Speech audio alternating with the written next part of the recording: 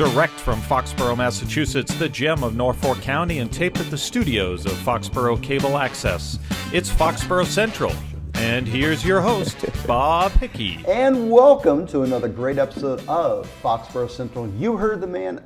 I am Bob Hickey, and you're joining me here today as we talk to my guest, Paul Hoy. Paul is a volunteer with the American Red Cross, and today we're going to learn about the American Red Cross, the services they provide, and what you can do to help support the American Red Cross as they really make an impact in so many different ways in our everyday life. Paul, welcome. Thank you, Bob. It's great to be here. Appreciate it. In a short introduction, my understanding is that you're one of the Uber volunteers that has come along and made an impact with the American Red Cross. So while there are many rooms for volunteering, many opportunities, aspects, let's talk about that. Let's talk about, before we get into the services provided, as a volunteer, what are some of the things that you can do or that you do to support the American Red Cross?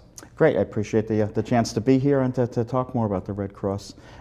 One of the great things about volunteering for the Red Cross is that regardless of what you are able to do, what your talents are, what available time is, there's a role for it. So personally, I respond in disaster services. So I help people that are impacted by house fires, other incidents that may happen during the night that drive them from their homes.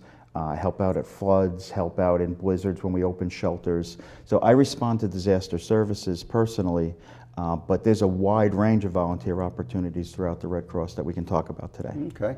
And before we get off of your volunteerism, you also played a significant role in the Boston Marathon bombing. I did. I'd been a volunteer for about 5 months prior to the bombing. And I played a role in feeding first responders. Thousands of marathoners were diverted off the course, so I delivered a trailer of blankets. As you can imagine, these runners getting cold. Sure. Spent days, delivering food to first responders, and then ultimately, helping with operations during the Watertown lockdown and search. So that brings me to my laundry list of questions, because right there you talked about logistics. Exactly. You talked about people. People need to be trained. You talked about not only immediate response, but then continuing support.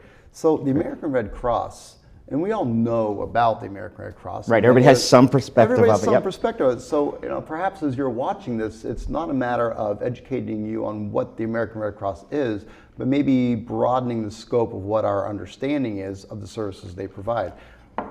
My understanding and my history, of course, in high school we had American Red Cross CPR, and in swimming I took the American Red Cross water safety course, and I give blood, and I get hooked up to the asphyrosis machine every month up in Braintree at one of their regional donation centers. So there's many ways that we individually, but it sounds like a lot, but that's over the course of a lifetime. I'm talking about going back to when I was 11 years old. Right. So it's not a matter of the American Red Cross being a big bang right there all at once, but they are an organization that seems to be everywhere in some capacity. So what's interesting to me, and I hope what's interesting to you, is let's talk about each one of these pieces. So let's talk about water safety and the American Red Cross and the whole program there. What is it that the American Red Cross does and needs? Well, when you look at water safety in particular, it's part of a general health care and health training that includes CPR, first aid, Red Cross lifeguard training. There's a number of different training areas there that we provide. There's training that we provide from a nursing perspective, but one element is the readiness and the training where you'll see the public courses where you can go in and learn about first aid and CPR. And with, of course, we all remember our first kiss, which was not the little girl, it was Resusci Annie. That's exactly right. Maybe that says more about my social life when I was in high school. I don't know, but I'll bet most of the viewers, when you said Resusci Annie, nodded their head yes. Absolutely. So with that, then we take the next step, giving blood. Well, the blood services is really the front and center. We all see It's a very visible, very well-known. And here in Foxborough, of course, there are frequent blood drives, either at the stadium. Gillette Stadium has a pretty robust program. I know that the former Invencis, which is now Schneider, and maybe they'll continue, they offer their facilities for blood donations. And then everybody's go-to, which I hope everybody is doing, going to the Knights of Columbus Absolutely. for their blood drives down on Church Street. So let's talk about blood. Sure, and if you check our website, there's blood drives going on all the time, and everybody can donate every 8 weeks. And it's a very simple process to go in and give blood. It only takes a little bit of time, and it's a great return on your investment, your empathy in terms of donating that time. But these are services that are run where we donate the blood and then make that available to the organizations and hospitals that have need of it. But you're right, you'll see the Red Cross trucks. Many people know of the Red Cross or think of the Red Cross through the blood services. And having given blood in many different venues, there's so many nurses that are part of that. And maybe it's because the way my mind works, but I'll sit and I'll look at the logistics of something and say, wow, it's great that somebody is here. For example, I'm here before you on camera at Foxborough Cable Access. I'm a volunteer. My camera operators are volunteers. The producer, the director, they're volunteers.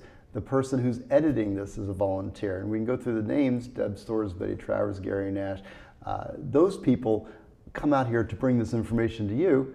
30th anniversary, we've been bringing it to you for a long time. But with the American Red Cross, there's so much that goes into blood donation, because it's one thing to draw the blood, but typically as I'm giving my pint or I'm getting my giving my plasma, whatever it is that I'm donating, on whatever they tell me to, they can take whatever they want. Exactly. I'm hooked up to something. Well, what are you giving today? I don't know. You take whatever you want. I'm reading my book because it's really a painless, it's a great opportunity Which is to phenomenal do on your something, part. and I get to read my book. Well, and they also have nice TV and they give me a coffee. And as you know, I will do just about anything for coffee. So, but I see the multiple people, and then you have the workers coming in to take it, package it, move it, the truck drivers, the storage facility. So there's much more that goes into it. So I think it's probably appropriate now to not only talk about logistics, but money. Right. The American Red Cross is always an organization that relies upon donations, corporate donations, but also individual donations. That's correct. Can we talk about that? I'd love to. And we couldn't do what we do, and again, I'm a volunteer, but we couldn't do what we do at any level of the organization without those volunteer monetary donations. So we pride ourselves on having a large percentage of the money go right to the client directly. As you alluded to, there's a tremendous amount of infrastructure that goes into blood services. So there's a lot of cost to operate that. On the volunteer donation side to clients, we run disaster services where we respond to house fires and blizzards, and we provide literally credit cards loaded with money to people who have just experienced loss. We give out over $1 million in that type of aid annually. That money comes from the generosity of our donors. So we have generous donors that fund that, and we take that very seriously. So we make very tough decisions on the allocation of those funds. So it's interesting to see when we're out at a house fire at the middle of the night, our supervisors who give that money out, they treat it like they're giving out their own money. But we couldn't do without the funds and the support that we get.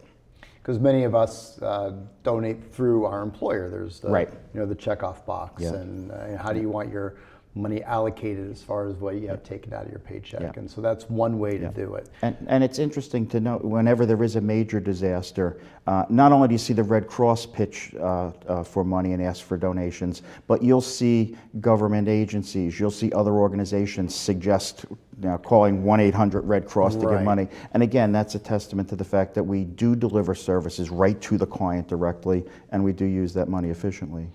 And that's a great point. So people who do want to just pick up the phone and donate, they can call 1-800-RED Cross. The other piece of that is that it's a nonprofit organization. Right. So it is a tax-deductible donation. Exactly. The Red Cross is out there for us. That's right. And one thing I'd like to add is, even though we are chartered by the government with delivering disaster services and deliver aid, the Red Cross is not a government agency, so we don't receive any funding from the government. So our funding does all take place through the donations. Amazing. So with well, you talked about chartering through the government, but there's also an international component to what That's the American correct. Red Cross does. Yeah, well, first of Can we all, talk about that? I'd love to. First of all, it is the International Red Cross, and in different countries you'll hear it in the Red Cross, the Red Crescent, sure. exactly. So it is an international organization. So we respond in scope. One of my co-workers was recently deployed to the Philippines to help in the disaster relief there. Really? So depending on your skill set and your training, you can be deployed internationally and work at larger operations. But there's also an international aspect of the services that we provide locally, the aid to military families, for example. We help serve as a vehicle to stay in contact with service members overseas. So if a family member here needs to get in touch with a member of the armed forces, wherever they're deployed globally, the Red Cross has an arm that aids those family members and helps with that contact. So we're international in scope, and then we also provide services that span international.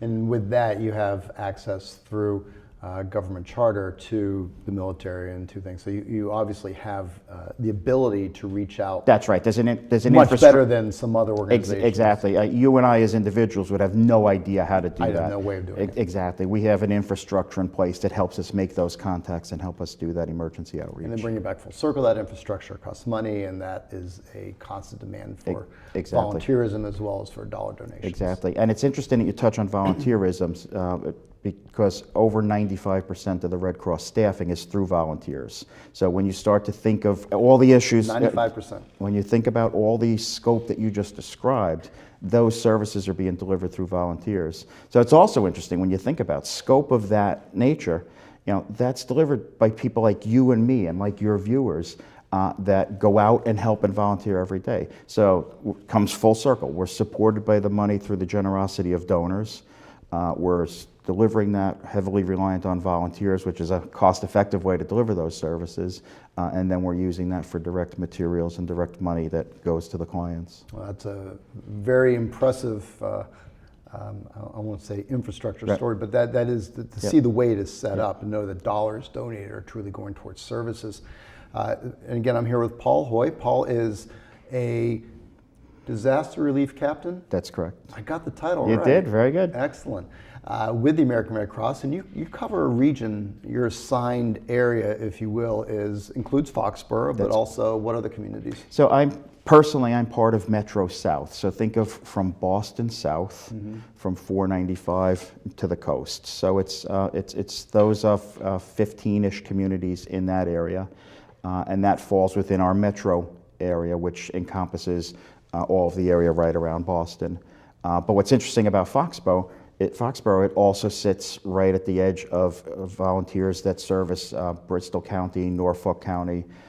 So I'm pointing down for Norfolk. Sure, I really do have the geography right.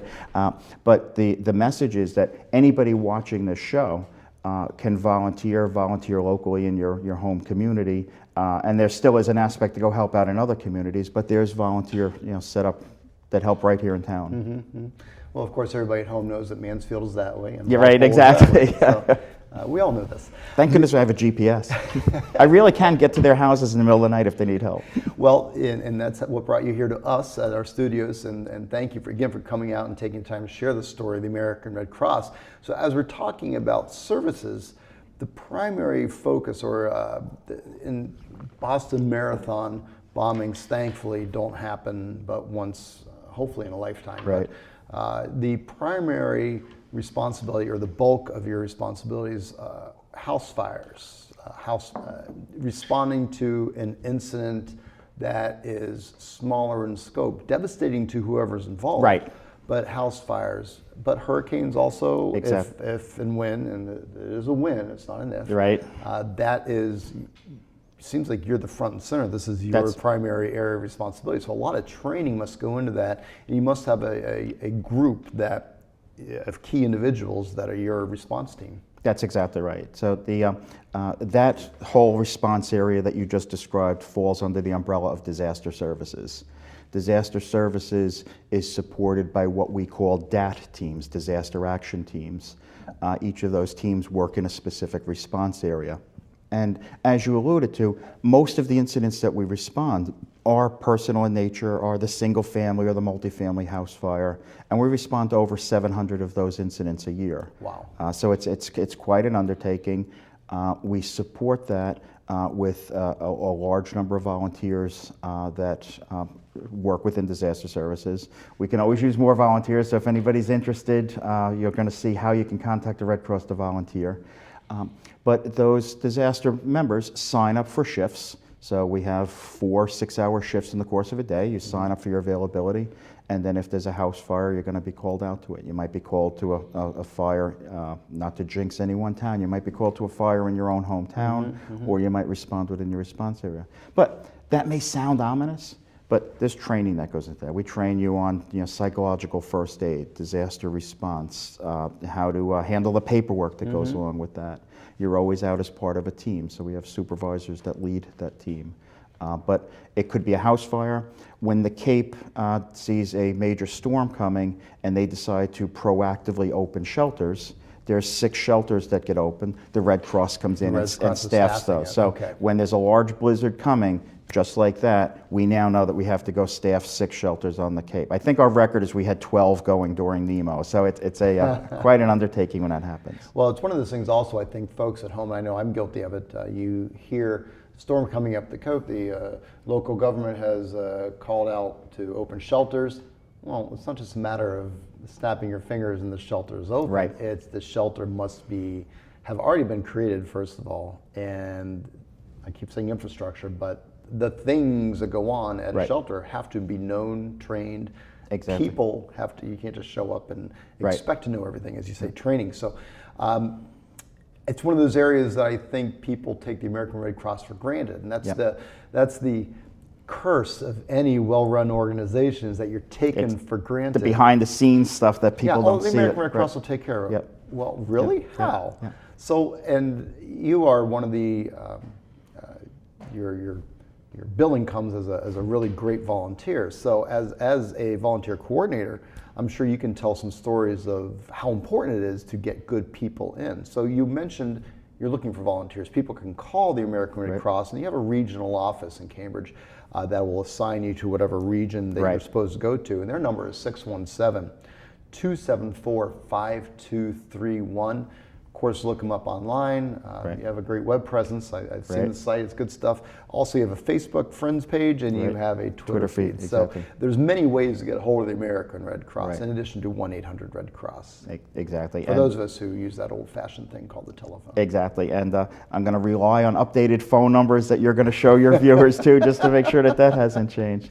And you're right, Bob. What you touch on is huge. There's the response, but that's only the visible part. I've spent as many hours working with volunteers on preparing the materials in advance. We have shelter trailers that are staged at fire stations and schools and municipal buildings around the area, any one of which can go open 100 client shelter. If we didn't have those ready to go, we wouldn't be able to do that response, and we need volunteers to help in that process. So. As they say, the parachute may look beautiful as you're floating down to earth, but if it wasn't packed right. I like that. So let's talk about volunteer programs. There are many different aspects of giving money, but time. And for people who do volunteer, I'm looking at my cheat sheet, and I see that there's many volunteer and leadership opportunities for youth, even between the ages of 13 and 24. Let's talk about clubs and Red Cross, and how do people get involved at a younger age? Yep, and that's a great way to have an intro to the Red Cross. I actually had my first contact with Red Cross back when I was 17. I was a Red Cross CPR instructor at that time. Okay. Youth programs is a core part of what we do and how people serve us. So right now we have youth clubs, youth programs established in 2 middle schools, 35 high schools, 10 colleges, and those deliver over 32,000 volunteers working within the Red Cross. So even at a young age, you can organize a youth group, you can help participate in it. And those groups do everything from fundraising, helping us come out, do some of the readiness that you were talking about, help us with preparedness, getting the message out on disaster preparedness.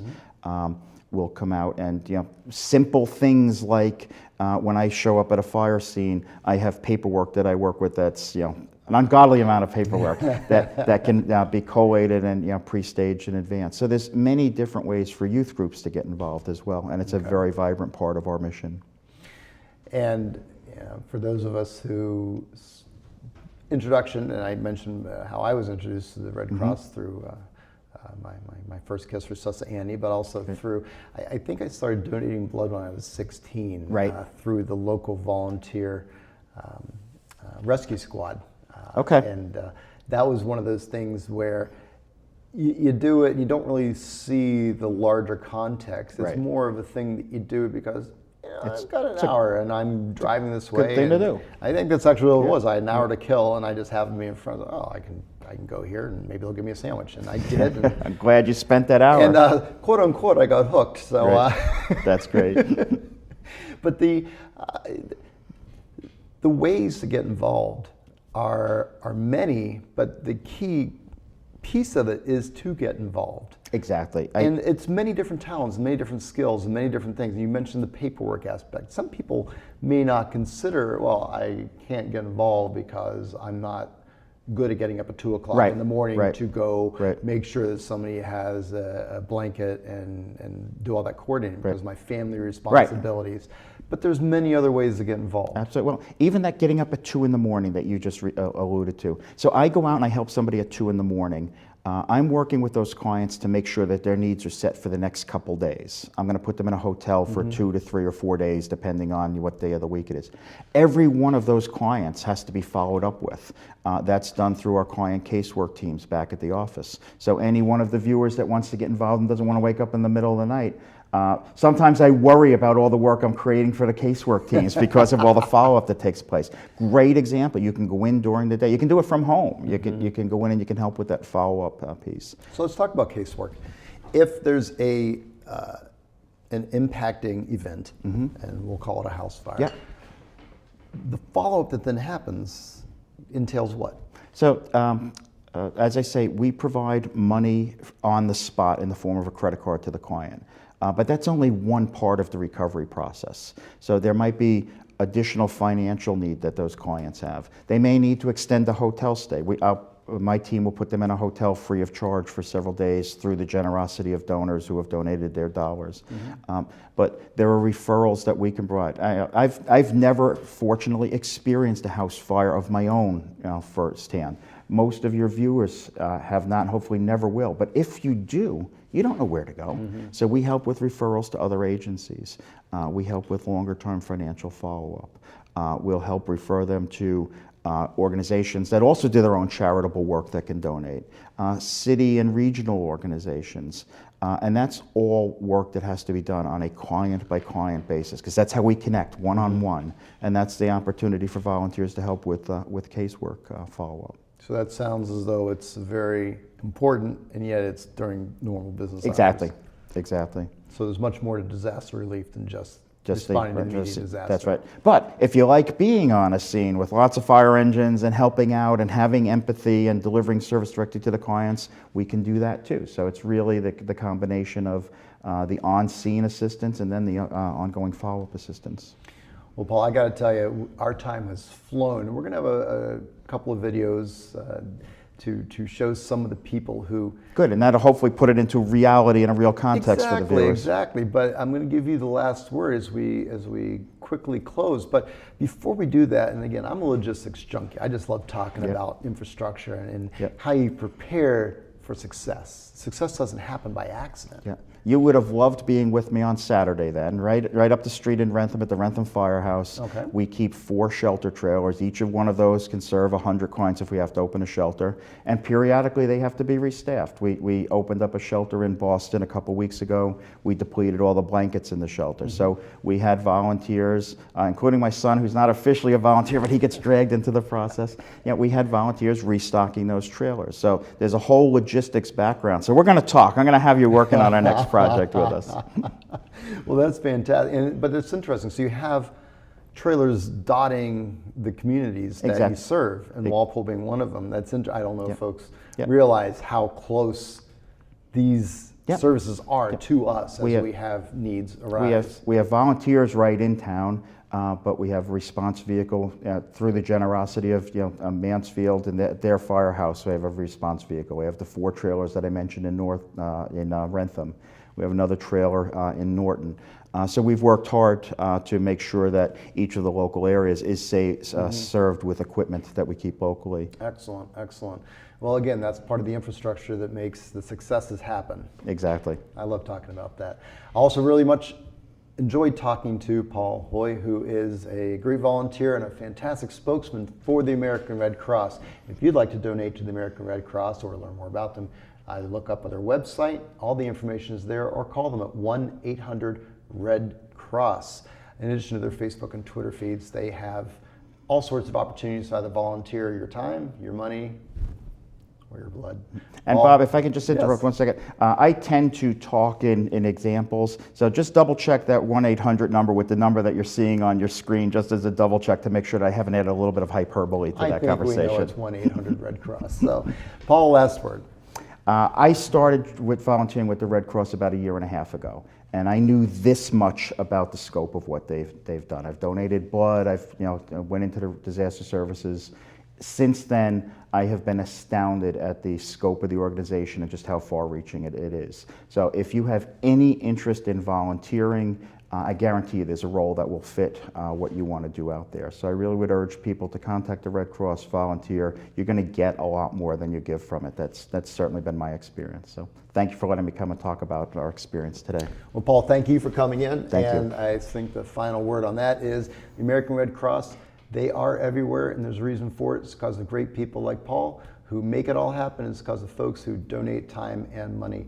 And hopefully you'll be part of the solution. Until next time, folks, I'm Bob Hickey with Foxborough Central. On behalf of all the volunteers at Foxborough Cable Access, thank you for joining us. Have a great day, Foxborough. Thank you.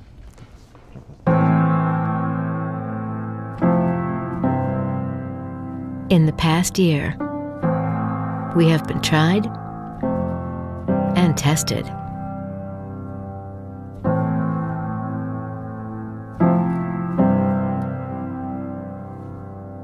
From the east